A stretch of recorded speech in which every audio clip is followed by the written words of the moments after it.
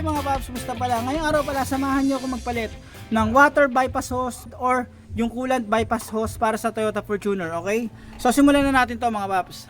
So ganito mga paps, bakit ako magpapalit ng water bypass hose para di sa Toyota Fortuner? Sa mga naka-Gen 1 na Toyota Fortuner, isa ito sa common issue ng unit na to.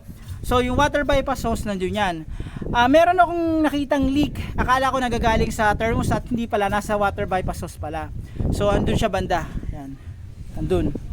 So ang gagawin ko, papalitan ko na to kasi yung water bypass hose na ano nito, stock nito ay plastic lang. Katagalan, nabubutas yon, so kailangan palitan yon ng bakal. So una natin gagawin, tatanggalin natin negative terminal ng battery. Yan. So susunod natin tatanggalin natin itong intake hose na to. Okay, so yung part na to, tatanggalin natin yan. So sa pagtatanggal niyan, yan to. Tapos yan. Okay. Tapos eto, yan, luluwagan ko to.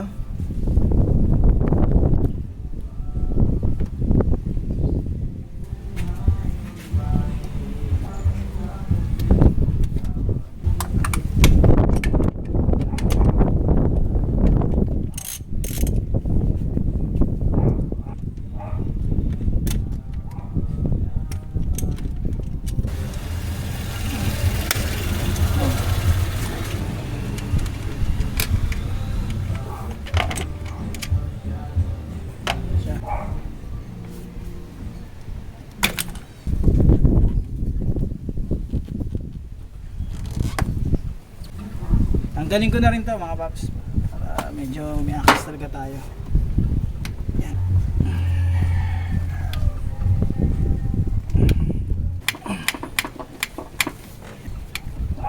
Yan. Yan. Okay. So ang next ko, ito, tanggalin ko to. Yan. Yan. Tapos yung dalawang hose dito, tanggalin ko.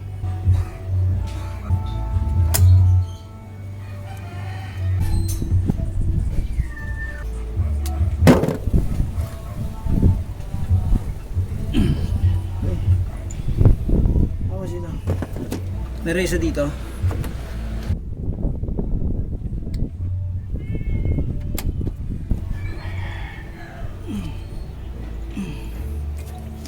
Yan, okay. So next natin, pinaka throttle body naman.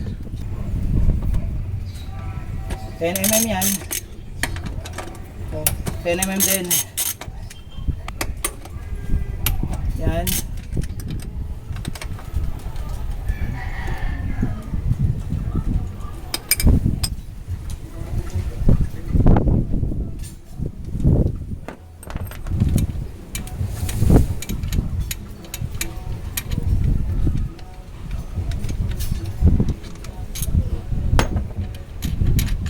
Matatanggal ko na yung throttle body niyan. So ayan siya. So ang next natin ito mga paps, tatanggalin ko yung mga hose saka yung mga connector dito. Okay, so isa-isahin natin yan. Ito, nahin ko to sa purge valve. Ayan. Yan. Ito, tatanggalin ko to. Yan, bolt na to, dito meron. Tapos ihusod ko yun dito. 10mm lang yan. So ayan siya. Tanggal ko na to. Yan. Yan, tanggalin ko na rin to. So kat maingatan nyo. Yan. So ito, tanggal na to. Tapos ang susunod natin mga paps, tatanggalin ko to.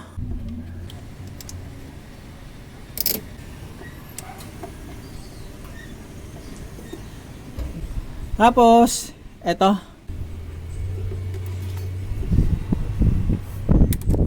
Galing ko lang yan. Yan.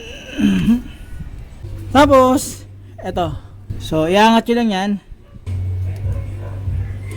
Yan. So pagkaangat nyo, kaangat na, di ba? Pipindutin nyo yan, tapos hila nyo. Yan. Okay. So next natin yung pinagkakabitan ng ATF dipstick. Okay, so ayun. Meron dun sa ano yan, 12mm yan.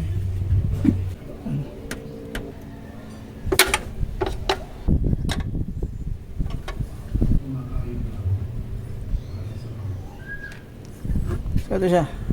Mga paps, ayan, sinabay ko na rin yan para kahit paano hindi ako mahirapan mamaya sa pag-uusog para magagalaw-galaw ko to. Yun ang sa ilalim. Tawa. Ito. Ayan. Ayan. Okay, so gawin ko na yan. So ito siya mga paps, yan, para magagalaw-galaw ko yan. Ayan. Tapos ito, tanggalin ko rin yung mga ano dyan, yung mga hose na nakaipit. Ganun lang. Yan. So ang next ko rito mga paps, yung mga connector dito. Yan. So dito yung BBT, tanggalin ko na rin.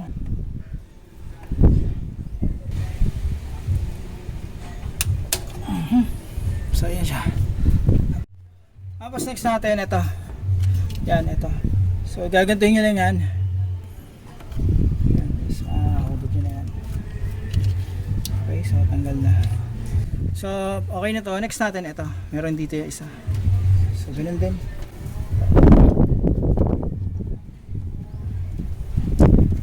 Yan. So kahit paano medyo maluwag na yan. Tapos ito, konektado dito. Tanggalin ko na lang tong pinaka bracket na to.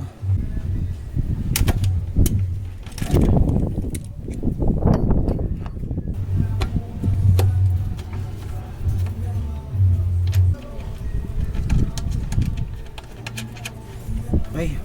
So okay mga paps, ito tatanggalin ko na yung pinaka intake manifold niyan. So may mga bolt sa kanat yan. Meron yan dito na nut. Ayun, may bolt yan dito. So, may bolt yan dito. Meron yan din dito sa gilid yan. Tapos meron ding nut yan dito. Sa ilalim yan merong dalawa. Yan, pakita ko sa inyo yung dalawa. Sa ilalim yan ha. Ayan. So meron yan dito. Ayan, tama. Yan yung isa. Tapos meron yan dito sa kabila. Ayan. So unang gagawin, tatanggalin ko yung baba. Okay, kailangan natin ng ano yan. Yan, 12mm. Yan, 12mm yan. Sa baba, ganun din yan. So papasok ko muna to. Yan. Hop, yan. Tapos, pasok ko yung ano, ratchet.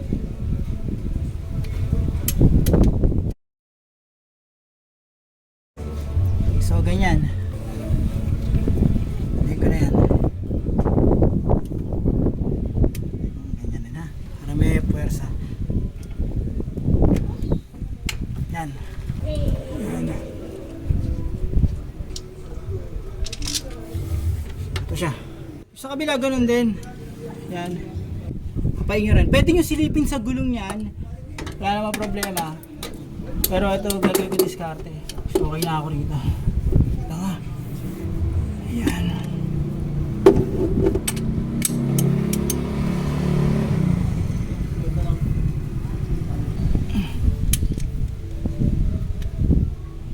Yan.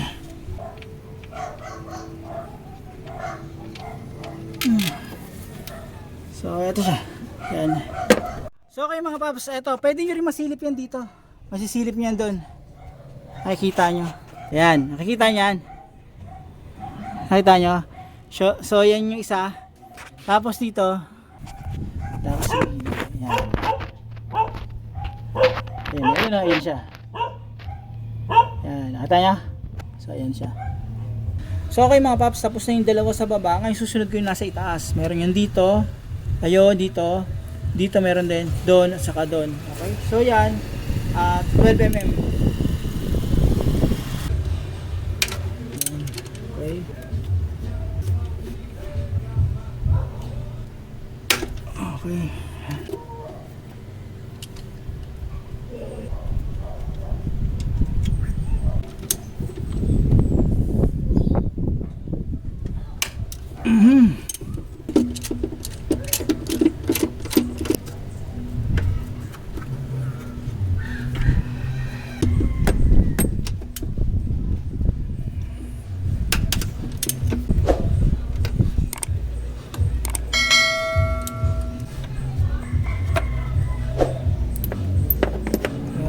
Tapos ito.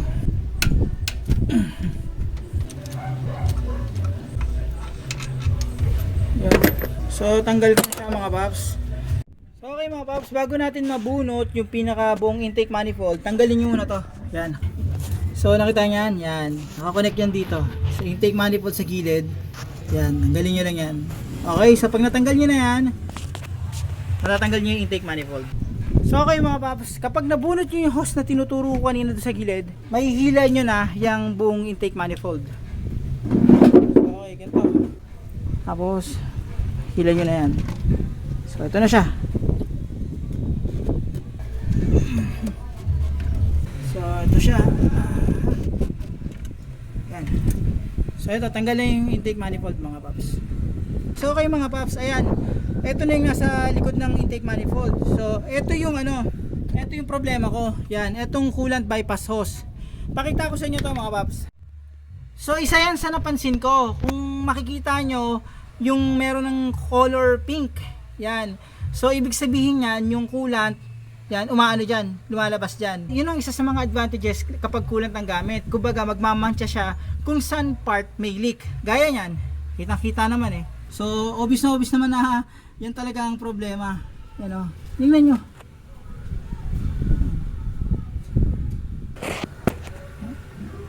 Ayun. So yun ang gagaling, ayun o. Ayun. So ganito mga paps, dapat talaga sa na to, sa procedure na to, magdi-drain ng coolant. So hindi ako nag-drain ng coolant kasi medyo nagtitipid ako sa coolant eh. So ang gagawin ko na lang, i-open ko yon, itong plug na to, para dyan mag-drain yung coolant. Hindi ko literal na mauubos yung coolant sa buong makina. Okay? So limitado lang kasi yung binili kong coolant eh. Pango muna ng plastic yung starter. Yan. So ayan siya.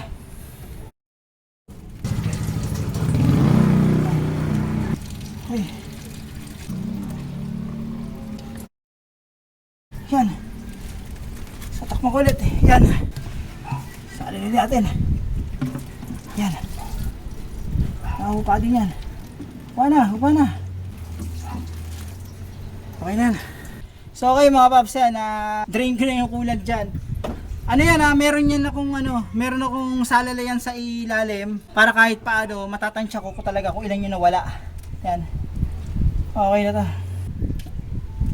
Yan, ngayon, dito naman tayo. So, ang next natin mga paps, ito. Yan. Ito, meron yung bolt dito, 12. 12mm dito. Yan.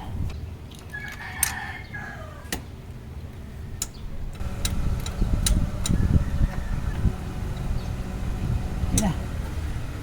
So, ganito, ang susunod natin, ito. Ito, at saka to. Okay, so yan, 12 rin yan. Yan. Tapos, so baba.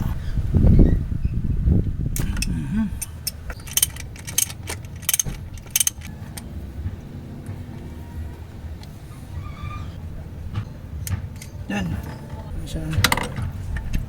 Yan. Ito na yung hose.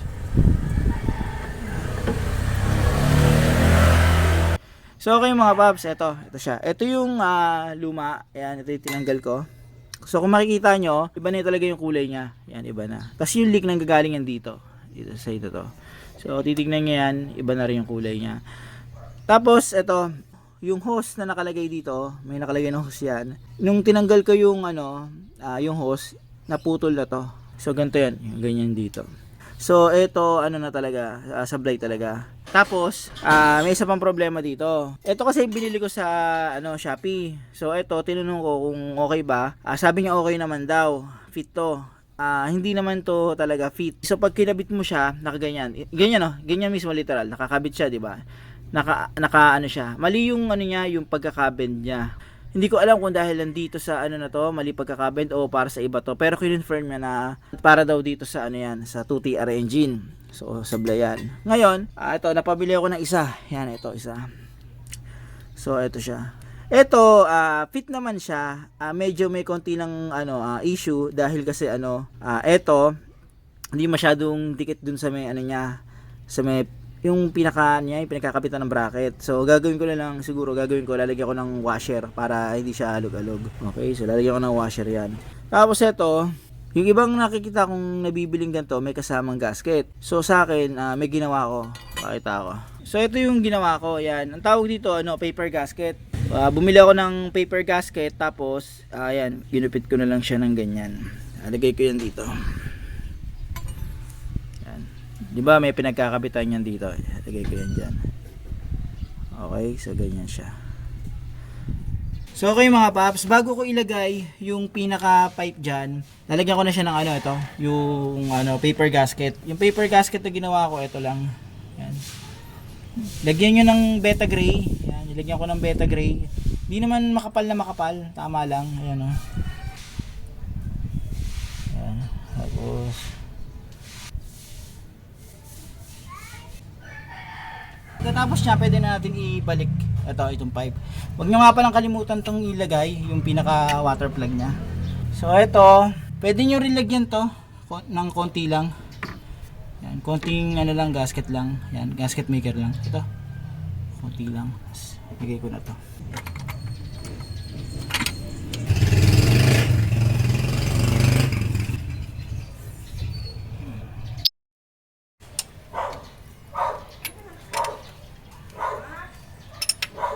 Yan. So doon naman tayo sa kabila. So okay mga paps, lalagyan ko na ng bolt dito. Yan. Ang ano rito, problema dito mga paps, kasi yung bracket niya medyo may gap eh. Kumbaga, ito yung bracket, kasi ito yung pinagkakabitan, di ba? Merong konting gap. Ang gagawin ko, lalagyan ko na lang ng ano, washer. Okay? Mamaya pakita ko. Kabit ko muna to. So mga paps, ito yung sinasabi ko sa inyo kanina. Yan. So ayan siya. Nakita nyo?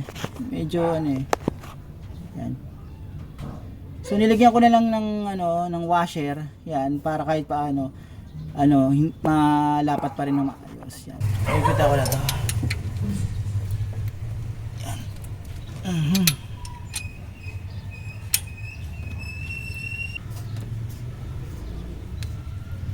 So ayan, tapos ko na mahigpitan, all goods na yung mga paps. So ang susunod ko naman mga paps, ito, yung hose, babalik ko na dyan. So ito,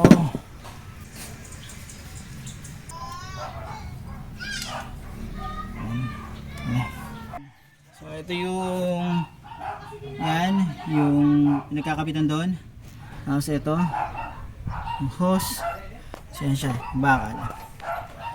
So dapat ano mga paps, kung genuine yung Fortuner nyo, i-consider nyo rin na palta na lang ng bakal. Kasi pag plastic, although original plastic, pwede kayo magpalit, pero posibleng katagalan, ano rin, masisira din. Ano nangyari sa akin, nag-leak na rin sa part na yun. Pag na-setup nyo na yan, pwede nyo na ibalik yung intake manifold yan. So nalinisan ko na yan, hindi ganun ka 100% lang, pero goods na yan, nalinisan ko na yung loob nyan.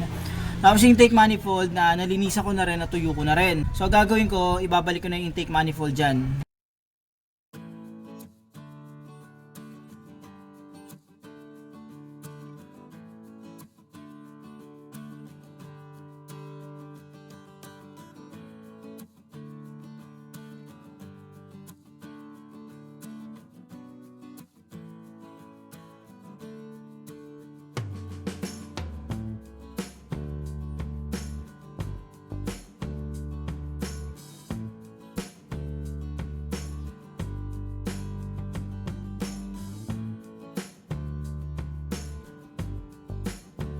So next natin, ito-torque na natin yan. So ang torque nito ay 25 Newton meters, okay? So ito, ang magandang gawin yung diskarte sa pagto-torque ito, pa-cross. So pwedeng pag ganon, pag ganon, pag ganon, pag ganon, pag ganon, pag ganon. Basta ano, kahit paano, pa-cross yung ano nyo, para even naman yung pagkakahigpit nyo. Pero kung tinatamad kayo, bahala kayo kung ano gawin yung diskarte.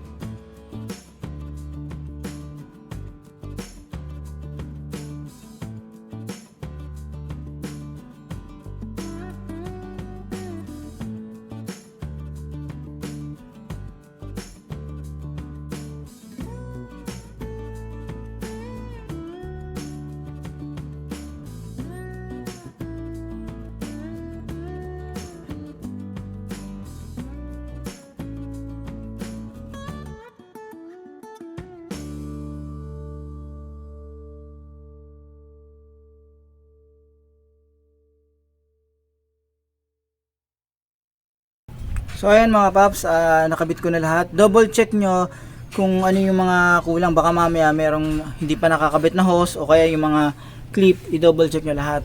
So pag okay na yan, nagsasalin ako ng coolant kasi nabawasan yan mga paps eh. So okay mga paps, ngayon magsasalin ako ng coolant. Ngayon, ito yung coolant na na-drain ko.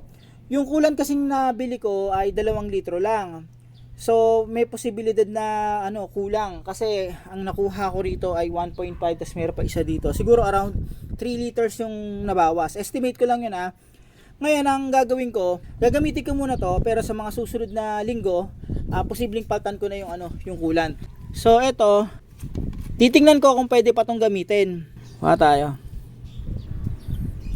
Bawas ng konti. Tingnan natin.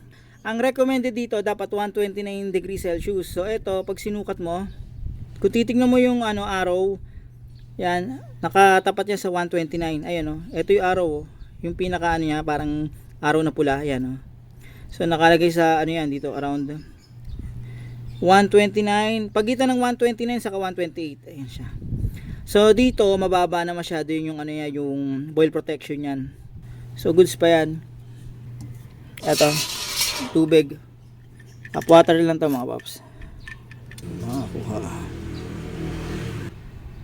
yan, okay na. So, sa tamang fluid level na yan. Ngayon natin baba pa sa 124. Okay, so ito reference lang to na mas maganda talaga ang coolant kaysa sa tubig. So linaw ko muna to mga paps. Yan.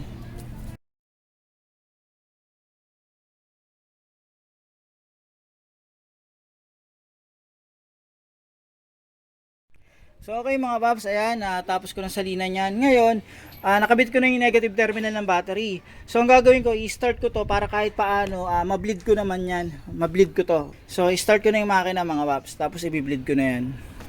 So ito siya, ayan. Ayan siya. All goods naman, wala naman nagiging problema. Ayan. So papainitin ko pa to mga ilang minuto pa para mag-circulate yung yung coolant. Yan. Okay. So okay mga paps, ayan, nag-check na ako, hindi naman siya nag-overheat. Na-bleed ko naman ng tama, wala namang naging problema. Tapos na-check ko na rin kung walang leak. So paano mga paps, hanggang dito lang yung video na to. Sana kahit paano, itong video na to nakatulong to. In case na magpapalit din kayo ng coolant bypass hose o yung water bypass hose para sa Toyota Fortuner na 2TR engine. So ito applicable rin to sa Hilux at saka sa Innova na may 2TR engine. So talagang yan sakit ng yan ng mga 2TR FE na kasi kita nyo naman plastic hindi ko alam kung bakit ganun ang ginawa nilang design sa mga Gen 1 na Fortuner, pero dapat ginawa nilang bakal na lang. Tapos dagdag ko na rin lang, since kung sakali na magpapalit rin kayo ng coolant bypass hose, isabay nyo na rin yung paglilinis ng intake manifold at saka yung yung OCV filter. Yung OCV filter nilinis ko lang yon kasi ang plano ko sana gagawa ko ng separate na video yun. Since binaklas ko na to, nilinisan ko na yung OCV filter kasi medyo mahirap pumosisyon kasi kapag nakakabit yung intake manifold. Medyo mahirap baklasin mahirap na baka mamaya mabilog, magka-leche-leche pa. So pwede nyo ring isabay yung yung tawag dito, yung VVTi, pero sa akin kasi gagawa ko na lang ng ng ibang video yun mga paps. So paano mga paps? Maraming salamat sa inyo.